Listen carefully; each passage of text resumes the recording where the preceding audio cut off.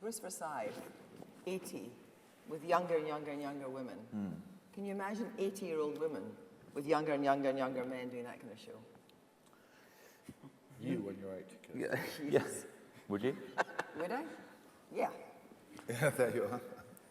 Yeah, I mean, I think to go back to the original question slightly, I question there being any sort of causality between the lack or perceived lack of sort of women on TV and this trolling. I don't think that's...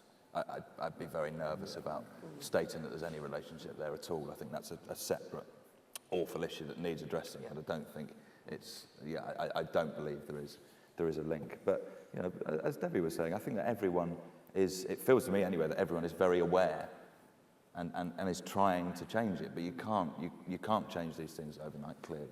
Well, but there are some great... Or maybe you women can, who are I don't on know. television. I mean, look at someone like Juliette Morris, a great presenter. She's, you know, what's she doing now? I mean, after the fallout of all the stuff about Country File, where is she? I mean, she would be would be great to television. I mean, there are lots of women, Alan, that are around. Yeah, I mean, I think that the BBC has done quite a lot of acknowledging that this is not good enough.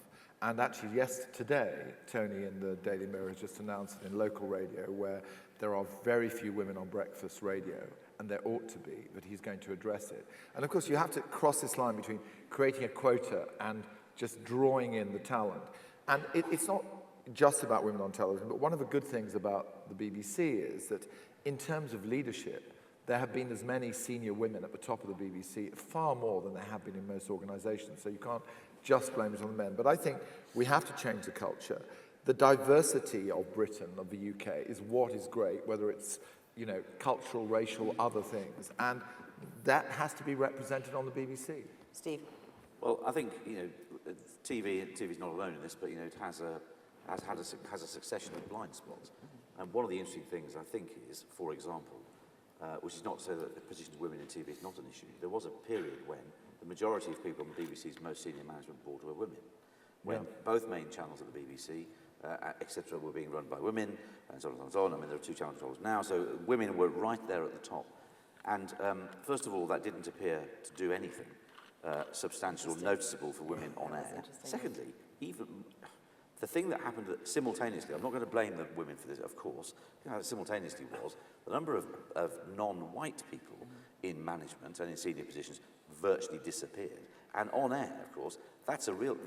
Yeah. So everyone, including groups of people who have been discriminated against, are capable of carrying with them blind spots. Yeah. And the issue of women on air, and radio, of course, is another blind spot because it can't be seen. The issue of women on radio is becoming quite an issue, and Tony Hall is addressing it, Sound Women is set up, and so on and so on and so on. I bet if someone were to do an ethnic monitoring check on BBC Radio, you would get a bloody big shock. Yeah.